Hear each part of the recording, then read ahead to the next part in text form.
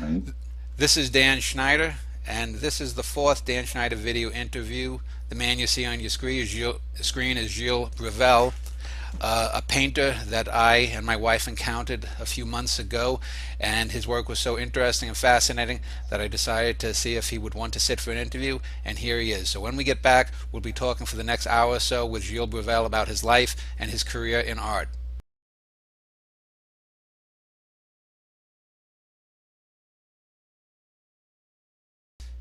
This is Dan Schneider again, and Gil Bruvel is my guest for this interview. He is an artist, a painter, and a sculptor whose work that my wife and I came across some months back. Gilles, thank you for agreeing to be interviewed. You're very welcome. Gilles, for the even a layman like myself or my wife, the obvious things that one sees are the very fluidity of the images, their fantastical nature. It recalls obviously some people like a Dali. For me, someone like an Escher. Also, a little bit of the fellow who did Alien, Giger. But there's also a sort of mythic quality to them. Let's before we get into your actual biography, just tell us a little bit about your art. You call your art a visionary. What is your artistic philosophy, and what is your approach to art in general? Well, in terms of denomination, how is it that I call my work? I never really call my work anything in particular, even though, like every other artist on the planet, I've had many influences, of course, until I developed my own style. And, I think we stay influenced, all of one's life, no doubt. But, visionary, magical, realism, surrealism. I think there are a lot of elements in there, and I think a lot of this denomination is more for, I guess, for the public. I think as an artist, I don't feel like I fit in any particular boxes. I mean, the art for me has been making art for me has been I guess a personal with loving art, of course, as a child. And I think when you start really young and you have this natural attraction and desire to these images that you see as a child. Of course, there's things that naturally influence you. I think the surrealistic influence with Dali, for sure. First of all, I grew up in the south of France, so the Dali Museum was only a few hours away. And when I went into a study at the restoration workshop, the first thing the restoration did was to bring a lot of the people working at the restoration workshop to the Dali Museum, among many other museums, and I was just ecstatic, to experience firsthand some of these images. Somehow it just appealed to me. Then it was, the other surrealistic, like Max Ernst, and all of this school of artists that influenced me. In the same time, I've been creating artwork as a quest for creativity for 40 years, and I saw myself evolving, through different phases. I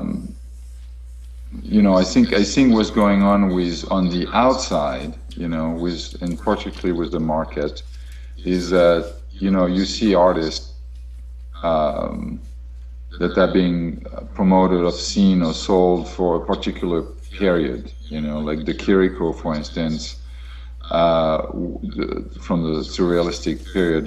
He was doing his metaphysical painting, and he was basically essentially known for that. And then when he went to a different style through his own creative quest, then he wasn't really recognized by the critics, or when critics, are still some kind of importance at that time. Um, so it's a constant evolution. It's not necessarily related to a market. It's a personal quest. So I think putting it to a rigid box, I guess, the public needs some points of references, and that's okay. Gilles, let me ask you, you had mentioned getting into art as a child, and before we get into biographical details, I know when I first saw both your paintings and your sculptures, uh, a thing that very few people tend to talk about is the tactile nature of painting and sculpting. And I got the sense when I saw your work that there was, even though most of the sculpture that I saw of yours was metal, there's the sense of a deep the brain and the body coming together.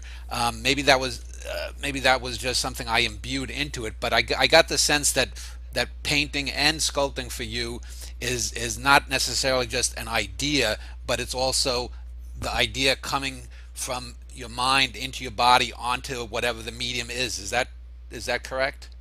Would you say? Yeah, oh yeah, very much so. I mean, I always saw the artwork, creating artwork for me as a very, it's about doing, it's about making the artwork. It's a very sensorial, meaning referring to the senses, Yeah. all the senses. And yeah, I feel that having a maximum sensorial stimulation, versus a purely intellectual artwork that would exist in a very particular context, contextual art, which could be very interesting, but without a specific explanation, typically not coming from the artist or in a specific context, it's hardly noticeable. The art I create is more related to exactly what you described. Yeah, it's an extremely physical thing, linked with an intellectual and emotional stimulation. For the sculpture, even more so. If you were, I don't know if you were referring to the flow theory. It's this artwork created with all of these, lines, flow Yeah. lines. And part of the experience is cast in stainless steel, and part of the experience is to touch it.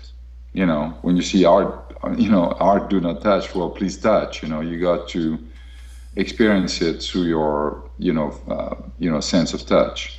Yeah, when I saw the Flow series, it reminded me of films that I've seen of Detroit car makers where they test the aerodynamics of the cars. And you can see films of the slow motion Oh of high yeah, speed oh going yeah, over something. Yeah, so that's yeah, what it brought to mind. It's sort of like wind or the body being encompassed by something going by it. yeah. By flow. Yeah, Yeah, sure, absolutely. Yeah, well, that's the idea. Well, the concept behind the idea behind the what caused me to start to do this series was to combine an expression of one of the piece, in particular, among the other pieces, called the wind, and it's basically a rather classical face, actually a torso, if you would, the shoulders here, and the head is slightly tilted, and the wind is the idea is the wind pushing against the face, and that is trying to express the sensation on the skin, pushing, creating these patterns of sensations. A little bit like when nature, the wind is blowing through trees or through the sand or the water. Over time is creating some kind of erosions. You have patterns. You have natural patterns that form by themselves. So this idea was with these ribbons, was to create the same type of process, I guess, through our sensations. That we can, I guess, relate to as every human being. We mostly experience our senses through the world, I'm sorry, the world through our senses. Now, Gilles, looking through your own bio at your own website, which is bruvel.com, and there'll be a link to that website as well as your Facebook site and some other sites regarding your work below this interview. It says that you were born in Australia in '59 and your parents were French immigrants, and then you moved back to France. And it says that Yeah, your father was a well-known cabinet maker, so I guess that's where you got some of your tactile skill from. Uh, yeah, uh, yeah, tell, very much. tell me a bit about your parents. Were they was your mother an artist as well as your father? Well, my whole family actually was more on the musical side. My mom was a piano teacher, Uh-huh. and my my dad was, playing piano, but I guess he created, this family. He needed to feed the family, and that's why I went to cabinet making. Uh-huh. And I have an older brother who is, well, was a very gifted, piano player, and at a very young age, showed incredible abilities for, playing piano, mostly classical. And decades later now, he's having playing in a jazz band. So he went through, different type of different style. But I lose myself in there. What was your question? Oh no, that pretty much answers it. I see also that you had studied in a restoration workshop. So Oh you, yeah, yeah, but yeah, you're right. But let me go back to my dad being a cabinet maker. yeah, So and that's, I think, is a kind of a key important part back then in hindsight, is that access to a workshop, and then eventually as we grew older, we were capable. First of all, our dad always encouraged us to, when I say us, is, my brother and I, to carve wood, and learning actually is a technique where you can take a piece of wood and trace a contour, and you cut it, trace a silhouette of what you want to do, yeah. and then like you start to like carve an elephant or a tiger, and so that basically taught me the basic of sculpting. And then he was doing also a lot of carving on his furnitures, different style of carving, and then we took on to that. And then there were also a lot of limestone in the area, so I took on also to stone carving. So that is to say that was an essential part to be able to, the idea of the maker. Now that you have this current and this trend now, it's all, being a maker, you make things, Um, and because the range of what art is has expanded so much, that totally fit in, postmodern, idea of what art is. And so yeah, it's really key. I feel fortunate. And then to follow up with your next question about the restoration workshop, which I entered in this restoration workshop really young. It was very difficult actually to access it because I didn't have the required age, so I had Yeah. to go through, a special test to make sure I was, driven and determined enough and could pass a test to be accepted. And that further up my training, mostly in painting. I was already painting as a kid. I wanted to be a painter, 9 years old, I wanted to be a painter. I started took on oil painting when I was about 12 by asking my mom a oil paint box for my birthday. And so when I got into this restoration workshop, I was really young. I was 14 and a half, so I was really a baby. That really got me in depth and in touch with, techniques from 14th century paintings to all the way up to contemporary masters. And, studying and going through different, museum, different styles, studying not only the artwork itself, but also in which context. it was created, what materials they were using, and it's very specific, of course. So that really gave me a really deep understanding how to, put a painting together, Yeah, and all the components. Yeah. yeah, it seems that that's almost like the old master apprentice kind of thing, and that you don't really see that much with modern painters. After you, how long were you in that restoration workshop, and then did you go to college and art school after? No, no. The curriculum was 3.5 years, which I fully completed. Uh-huh. And wanting to be an artist, as I was going through the restoration workshop, I started to develop my own artwork, my own style. After hours, I was just, painting. They were also part of the training at the restoration workshop was to have live model, so there were a lot of practice drawing. And I see that back. Actually, I see this new generation of artists. They're extremely agile and knowledgeable about. I think I grew up through a phase where it was definitely not about technique, and I don't think it should be about technique. I think technique is just to express an idea. If it is too much about the technique, I mean, then what? It's not really. I mean, unless we're trying to convey a message specifically about that, it's more conveying of ideas. It's like a writer, you don't think about the syntax and your vocabulary, you already know it, and that's why you gain a lot of fluency, because you're not limited by what you can do. You always find a way to express an idea because you know a lot of processes. You know a lot of ways to put things together. Yeah, I know in looking at your work, you can see a multiplicity of influences, and there are certain things that I saw that go back even to someone like Bosch, and maybe even Hmm. some people before that.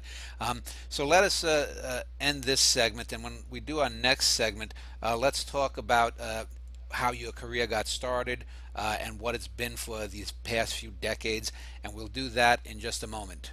Sure.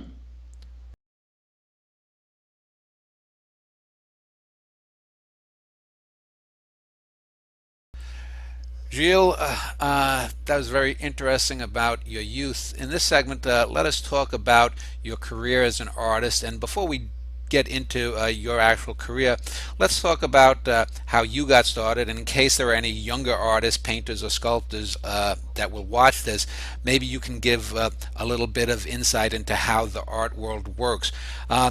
So how does when you got started, and maybe it was different then than now, when you got started, is there a gallery system? Do you need an agent? Did you go around to art fairs? Did you start in the U.S. or abroad? Let's talk about how you actually got your foot in the door. Sure. Yeah, well, I started in France. The restoration workshop was located in France, and I, as I was developing my own, expression, which was rather, traditional at the time. Just I was, learning the rope. Um, well, rapidly, I basically was in a situation where I really had to make a living, and so with a friend of mine from the restoration workshop who was making copies of the Van Gogh, paintings. Yeah. It was really good at it, actually, and then we found this location. It was an abandoned post office in Saint-Rémy-de-Provence in the south of France. And we find the owner, and he said, "Yeah, you can use it as long as you clean it up." And it was right on the main street at the time. And there's a lot of tourists in the summer going to Saint-Rémy because this is Van Gogh Town, the asylum where he was staying at the time is in Saint-Rémy, and also it's an old Roman town, and you have like Roman ruins dating from way back. And so we put this show together, and on one side he was making his copy, selling, and copy of Van Gogh, and on my side I was putting my own artwork in a separate room, and it worked really well for both of us. And I was about 16 years old, and then I realized I could really make a living out of my work by what I was, producing and doing, and that was it. For me, it was there was never really going back, because I wanted to do that, and I felt that I had something to say, and I believe in myself, and so those are basically advice I would give to anybody who would be willing to listen, is to be completely yourself, whatever your expression is, and to get good training. There's some incredible schools out there nowadays, everywhere, and then have something to say. Really work on that. It's all about what is it that you're saying, to create something interesting. And it's all, I think, well, it's the intent, is that what are we as artists, what are we really trying to do, and I think that should be really very strong focus. So I started my career, and then from then on I start to work with local galleries, and I start to come in the state only it's been a long time, that in '86. Yeah. And same thing, I found a dealer that was showing, that was opening a gallery in Laguna Beach, and he worked right away. Was showing a bunch of surrealistic work, what it was called, and he was a pretty good promoter, and we sold out. We sold out actually the show in 3 days. Well, let me just ask you though, did you approach him with, say, pictures of, say, your top 20 or 30 paintings? I mean, how did you actually, Yeah. the mechanics? Oh, well, the practical side of that was interesting, because first I met a art collector from Jacksonville, Florida, that was interested in my work, and it kind of gave me the confidence to be like, okay, yeah, sure, you could show your work here in the States, and probably would work. But in order to get to this gallery that actually it didn't open, because I was and I'll explain. I was the first artist actually showed. I went through 821 galleries, and what that means, I went through all the galleries in New York, all the galleries. When I say all the galleries, I'm sure I skipped some of them. Yeah. It's most of the galleries. Yeah. All the galleries in Florida, Miami and Fort Lauderdale, and the place at the time mattered for that. Then I went to Los Angeles, and stayed in Venice Beach for about 4 months. And then this is where I found and so that I start to not be discouraged, but at the time, I was starting to run thin. Yeah. Money-wise, Yes. So I was like, okay, I guess I have to go back in France, not having, didn't find anybody. And so I went to there was one gallery on Rodeo Drive in Beverly Hills that was selling blue chip artists. And, I never really went there because I thought they would not be interested. I had not, I was a young artist, and, they were selling original Picassos and Chagall and, really expensive artwork. And so out of discouragement, I went there the day before leaving back home, and in France. And they were very nice. And they said, well, we're not interested here, but we have another gallery in Century City. And we're going to call this guy, and he will. I think he's opening a gallery in Laguna Beach, and he'll probably like your work. Well, lo and behold, I went there. They actually called, which was very nice. Went to Century City, which is 10 minutes away from Rodeo Drive, and he said, "Yeah, I love your stuff, and you'll be my first artist. I'm going to open my own gallery in Laguna Beach. You'll be my first artist." And so 6 months later, he opened the gallery. I did some more work in between. Left with him the artwork. It was really a leap of faith, actually, because I didn't really know this guy. And we 6 months later, I came back with new artwork. We set up the show, and in 3 days we sold out.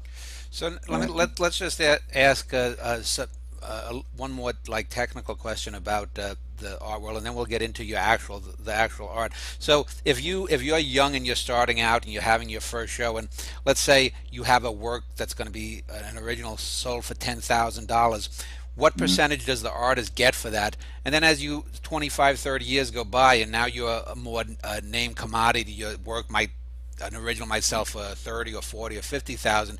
Do you get a higher percentage of what the dealer sells it for? Exactly how does that work so that people can understand a bit? yeah, it really depends. It really depends the galleries that you work with, and also it depends, like you say, the amount of artwork you produce. Um, for instance, sculptures. I typically work with galleries that are willing to work with a different percentage, just because it's extremely costly to cast artwork in stainless steel. Hmm. It's really high-tech casting and all of that. And of course, galleries have also huge overhead, so it goes both ways. But I think there is a good in between to find. So sculptures and paintings have different rates.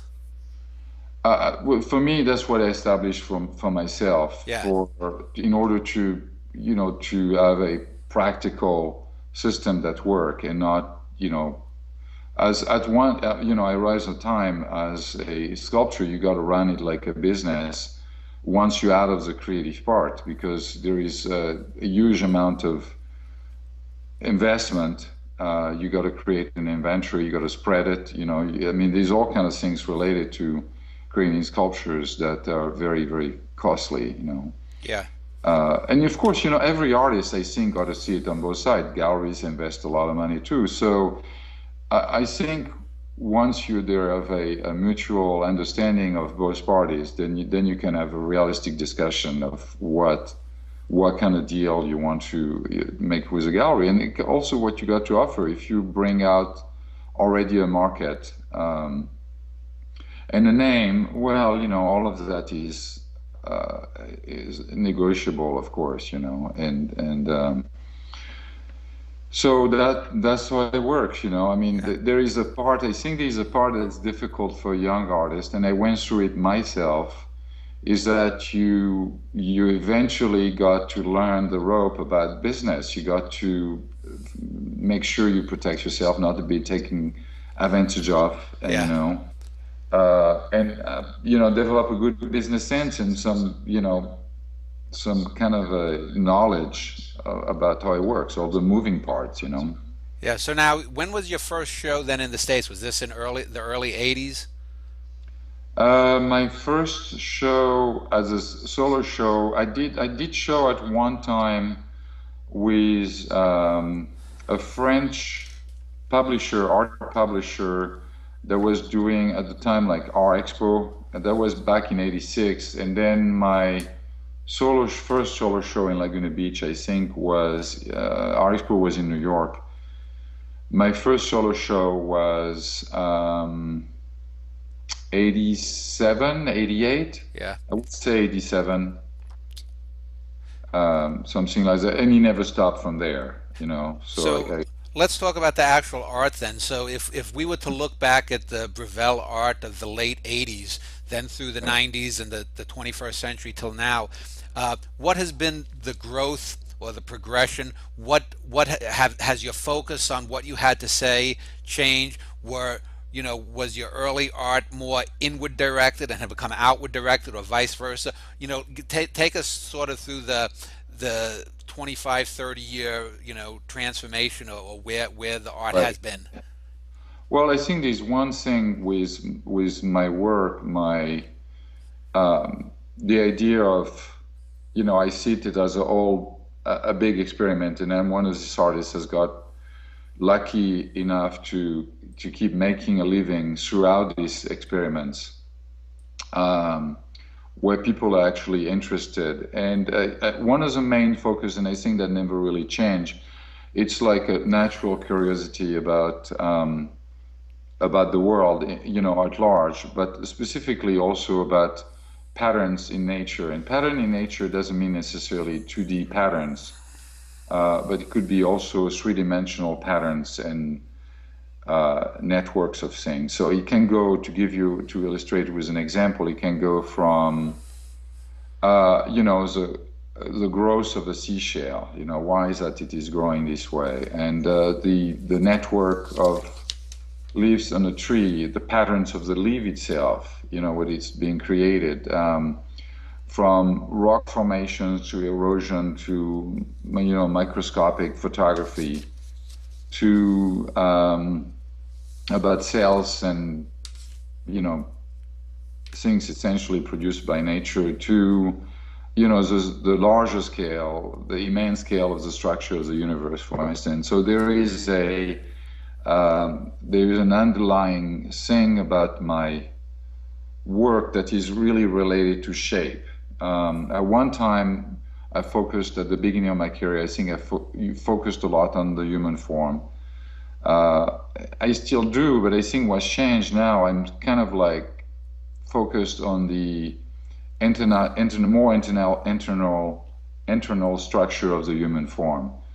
And that's related to, creating sculptures related to sensations and, tactile, where you can use the actual touch. Another thing too that changed is like, I went back to what I've learned earlier in my life. We're talking earlier, I went back to sculpture and to, modeling in clay, to starting to learn about 3D modelings and things like that, So this is basically the same underlying interest that I have. I keep learning new tools, and in order to get for myself a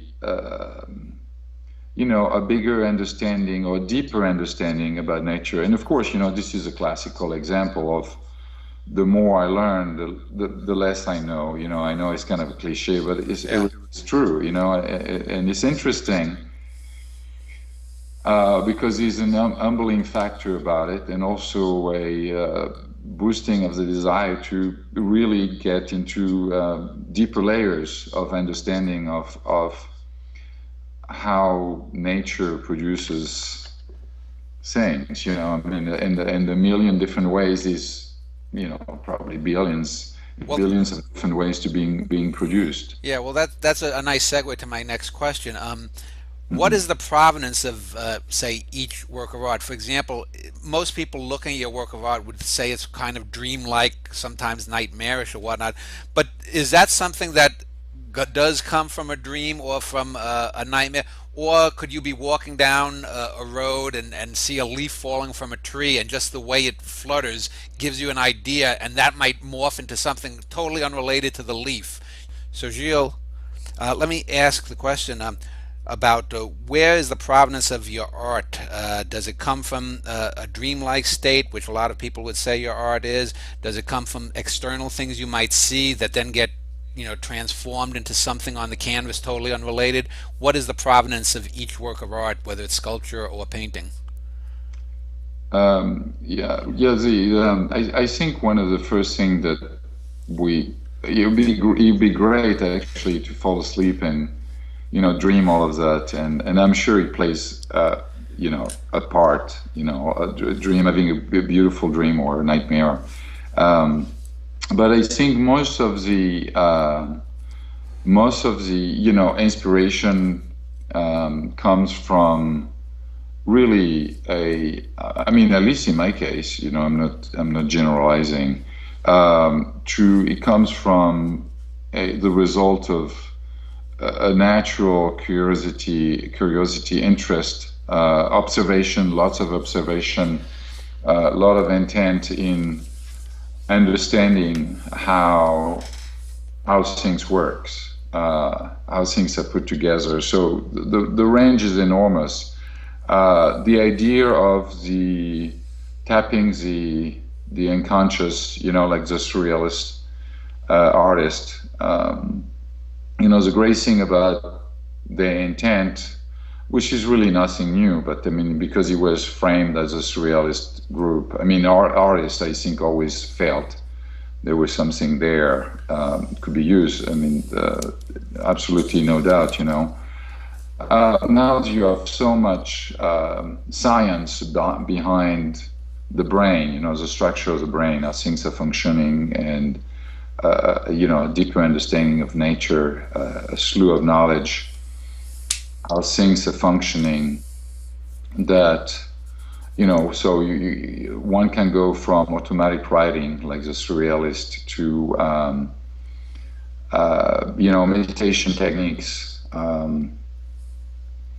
To the practice, actually, that's something I need to talk about. The practice of meditation has been ongoing all of my life, because I as a young age, I observed that as a radio noise in the brain recess, and then we learn about focus and concentration, and just observing without being caught into this flow of constant thoughts, and just observe it and let it flow and let it go. Then we start to reach deeper layers of our brain, I guess, of our being. And I think this is where things get really interesting, where we start to go into deeper layers of who we are. And meditation does that, just because there is enough space within to actually observe it. And where in the past, artists were tapping into that, certainly. I think it's a natural ability of us as human beings to tap into that. So that is a big part of it for me, combined with a big interest in everything around me, sensory stimulation. There's another thing, actually, I was reading recently. It was about synesthesia. Synesthesia is it's a condition, overlapping of the senses. And I read a book, actually, on neuroscience. I was like, but wait a minute, I think I do have synesthesia, where in my case of sound resulting in colors, as well as smells resulting in color. And I did a series, actually, of painting called the Scent series. And it's about the human form, in this case portrait also, and within this portrait there is this containing in the silhouette of them this what this smells reduced into these colors and these sounds. So this is another exploration that is really recent. Until I thought it was a natural thing, until I read about it, and I'm like, okay, this is not a disease. Now, Gil, let me ask you about, this is the end of 2014, and so we're midway through the second decade of the 21st century. Two questions just to end this segment, and then we'll go on to some more philosophical questions in the next segment. But What has the internet, and specifically say your website, how has that helped your career in terms of getting your work out to people? And then secondly, where is the state of your art right now in you'd be in your mid 50s or so, and where do you see it going, for the rest of your career? So let's deal with the internet and how that part first. How has that helped your career? Sure. The internet, I think um, let's see, the internet is a wonderful thing. I mean, you can put your work out there. It's like a constantly accessible catalog, not only of your visual, but also of your ideas, as well as, Facebook and Twitters, I guess, or what, all of these new medias. Um, Yeah, it's a wonderful thing. Absolutely. I think it's really important to be out there, to be accessible to the public. It's good for the galleries to have a an artist that is willing to put himself or herself out there and convey their message. Um, Absolutely. I mean, nothing like the real experience, seeing the real artwork. Yeah. But for the lack of traveling all the time and see everything all in the same time, it's a wonderful mean of showing what somebody has to say. Yeah, I So it's know. been Yeah, I know what you mean. I once saw. I was a fan of the old Hudson School painter Frederick Edwin Church, and then about 15 years ago, I saw one of his huge paintings in person, and it's like 15 by 20 feet, or maybe 20 by 25 feet, and it's totally different because you can see the layers of paint. It's a 3D thing, and it's this huge thing, and it's like a totally different experience. And I know even just looking online at some of your paintings that I'd seen in galleries, it's a different thing. So let's talk about where you are now in your stage of your career. Say if you thought back 25, 30 years, are you about where you would want to be? Where do you want to go to in the remainder of your life, as a painter and an artist? uh, right now as a painter and sculptures than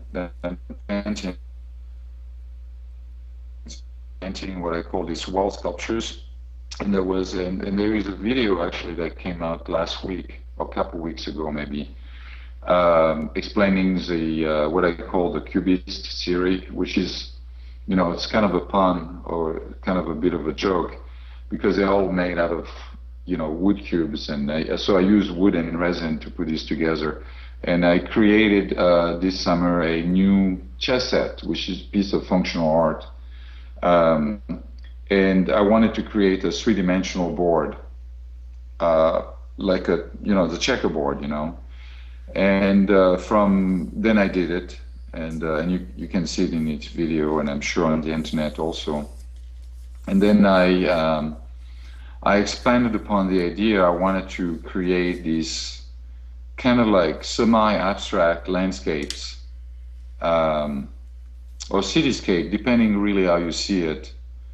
And since it was not a board, um, like, when it needs to be flat, because on the chessboard I put a piece of lucite where I can actually put the actual chess pieces. But underneath you have the board itself, which is three-dimensional. So when I realized I didn't have to be limited by the depth, I start to play with these depths and create different patterns that would combine together. And it was kind of and integrate these faces coming out of this, composition of different cubes shaped differently, all of them. So the reason I call it cubist is because I start with a cube and then I shape it. Hmm. And so this is what I'm doing right now. And as I'm working also on a new sculpture of the flow theory, which is an ongoing things, and as well as starting to work on a couple of new paintings. And this, well, the intent has not really changed. It's just getting stronger. There's back to the internet. This constant access to knowledge. As long as we're not too distracted by it, I think it's extremely enriching to the creative input.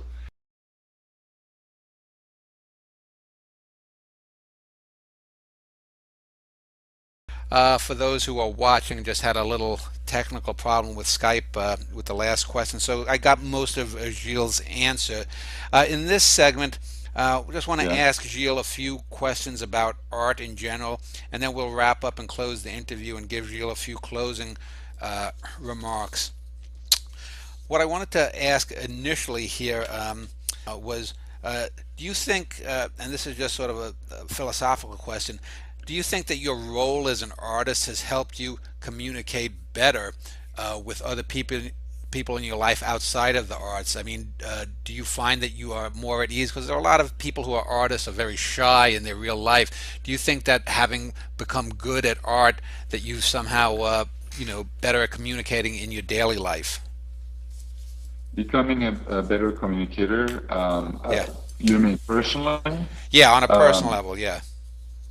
well, I think art is a universal language, no doubt, when it comes down to expressing uh, ideas as an artist. I think there's a universality there that, obviously also goes across time. Personally, I think communication is something that needs to be, in some cases, taught or learned, and uh, and that would be my case. I mean, am I expressing myself better about my art verbally, vocally? Well, yes, because more and more people over the decade have been asking me, so I train myself to talk about it. But I don't think it necessarily, depending the people, of course, the artist, it does not necessarily comes naturally.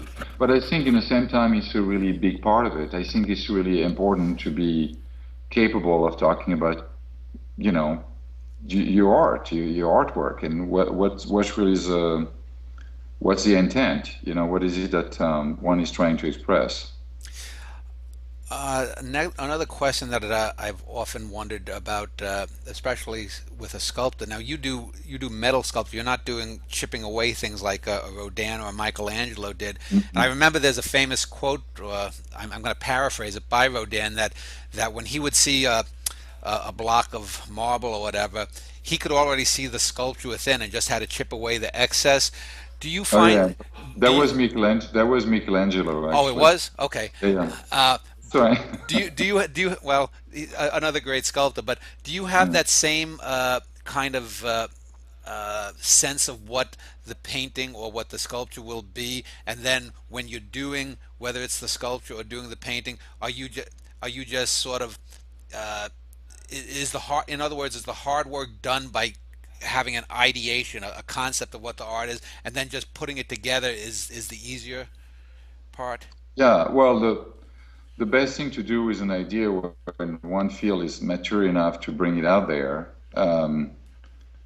It has matured. It's time. I mean, I think it's instinct. You know, tells you that experience, I guess, to bring it out there.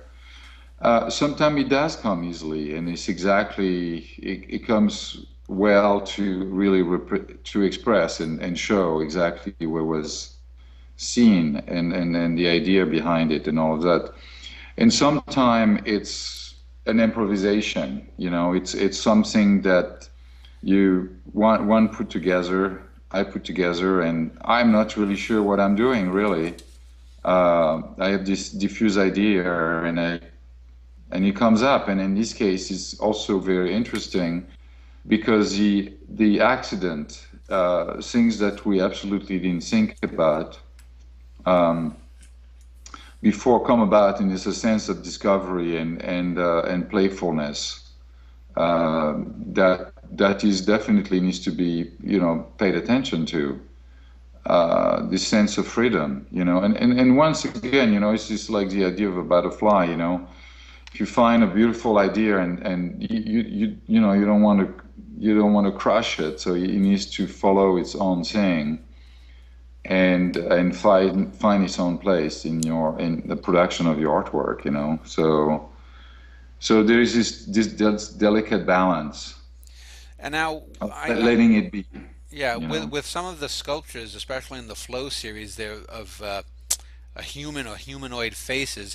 Are these faces that come to you? Do you use photographs? Do you use models? I mean, how do you, you know, Yeah, do that? I use essentially models um, to inspire myself from these pieces, some specific features, and some of the artwork I want to do.